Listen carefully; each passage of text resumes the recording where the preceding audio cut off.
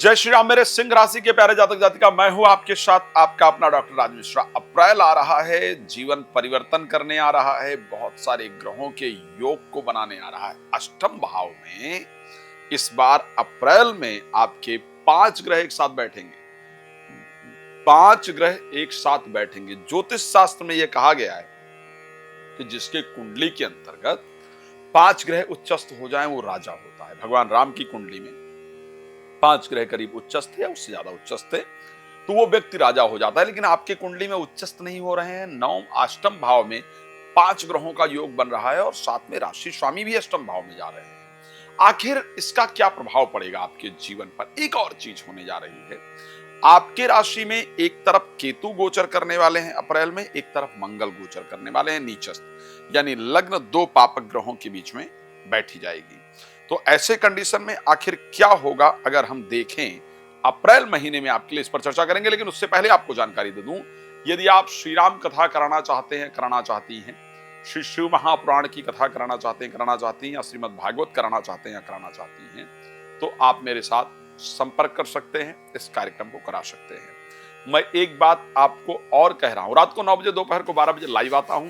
Personal बात करना है तो कॉल अपॉइंटमेंट लेकर बात कर सकते हैं। अगर आप सिंह राशि के जातक जातिका हैं तो ये मैं कंफर्म कह सकता हूं कि जिस घर में आपका जन्म हुआ है या जिस हॉस्पिटल में आपका जन्म हुआ है, उस हॉस्पिटल का, उस घर का जो मुख था वो पूर्व दिशा या पूर्व दक्षिण को था। ये कंफर्म है, पूर्व दक्षिण, हल्का सा टर्न, लेकिन पूर्व दिशा को रहा हो, इस प्रकार की परिस्थिति है। और आप अभी भी एक बात क्लियर कह रहा हूं, जब मेरी वीडियो को देख रहे हैं या इस समय जो आपका शयन कक्ष है उसमें आप पूर्व की तरफ ही मुख करके सोते हैं, ये भी कंफर्म है। अगर आप मेष राशि के लोग हैं तो ये परिस्थितियां विशेष रूप से आपके साथ घटित होती है। चलिए, खैर ये अलग विषय है, एक बार और प्रेडिक्शन का विषय है।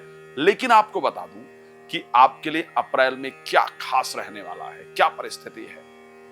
मैंने बताया कि रात को 9 बजे, दोपहर को 12 बजे लाइव आता हूं। कथाएं करानी है तो आप मेरे साथ संपर्क कर सकते हैं। संगीतमय, आनंदमय कथाएं करा करके और अपने जीवन को एक सही डायरेक्शन में ले जा सकते हैं।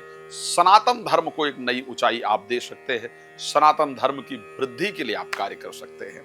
साहब, इस महीने क्योंकि आपके राशि स्वामी अष्टम भाव में गोचर करेंगे, अष्टम भाव में गोचर करने का जो संयोग होगा वो 13 तारीख तक ही होगा। 30 वर्ष बाद ऐसा हो रहा है जब राशि स्वामी भी शनि, राहु, शुक्र और बुध के साथ अष्टम भाव में गोचर करेंगे। और 13 तारीख के बाद एक वर्ष में पहली बार आपके राशि स्वामी एक्सॉल्टेड होंगे।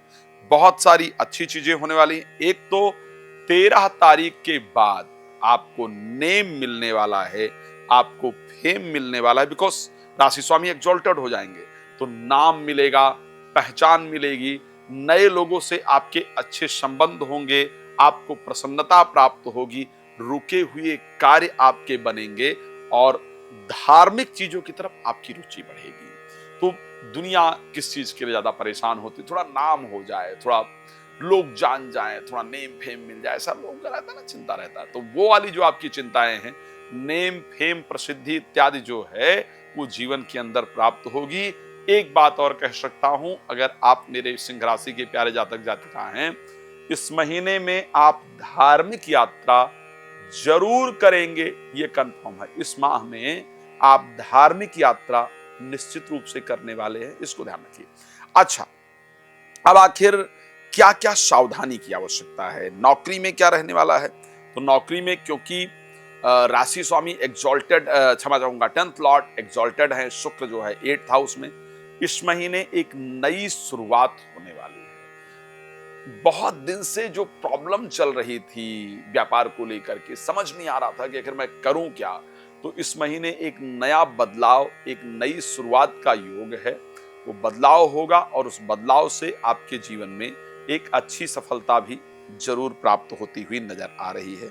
साथ में इस महीने कोई प्रॉपर्टी जो बहुत दिन से नहीं बिक रही थी, वो प्रॉपर्टी आपकी बिकती हुई नजर आ रही है। इस महीने के अंदर जो लोग विदेश जाना चाहते थे, फॉरेन ट्रैवल करना चाहते थे, उनका फॉरेन ट्रैवल होने वाला है।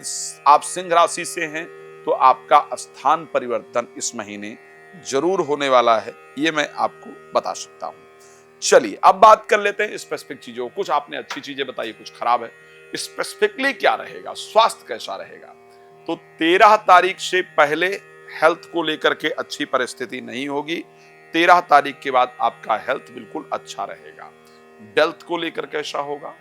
सेकंड और 11th लॉर्ड बुध के नीचस्थ होने के कारण और अस्त भी रहेंगे कुछ दिन तक, तो ऐसे परिस्थिति में जो वेल्थ की परिस्थिति रहेगी, डिसीजन किसी इन्वेस्टमेंट वगैरह को लेकर के बहुत सावधानी से लीजिएगा, नहीं तो जो इन्वेस्टमेंट आप करेंगे उससे आपको नुकसान होने वाला है। मतलब जल्दबाजी में या दिख कुछ और रहा है कुछ और हमने इन्वेस्ट कर दिया, उसमें नुकसान होगा, उस पे आपको सावधानी की आवश्यकता रहेगी। साथ में प्रॉपर्टी को लेकर के बता ही दिया है। एजुकेशन को लेकर के ये महीना बहुत अच्छा रहेगा। नौकरी को लेकर के ये महीना अच्छा रहेगा। प्रेम संबंध को लेकर के भी ये महीना अच्छा है। खैर और विस्तार से आप जानना चाहते हैं, लेकिन आप जानते हैं कि लाइव में इतना रिकॉर्ड छोटी वीडियो में इतना समय होता नहीं है, तो आप रात को 9 बजे, दोपहर को 12 बजे मेरे साथ लाइव जुड़ जाइए ना, अपने बारे में जानिए, समय लेकर के डिटेल में बात कर सकते हैं। जो कथा इत्यादि कराना है उसके लिए मैंने आपको जानकारी दी है। भगवान आपको बहुत प्रसन्न रखें, ये मेरी शुभकामना। जय श्री राम, बहुत धन्यवाद।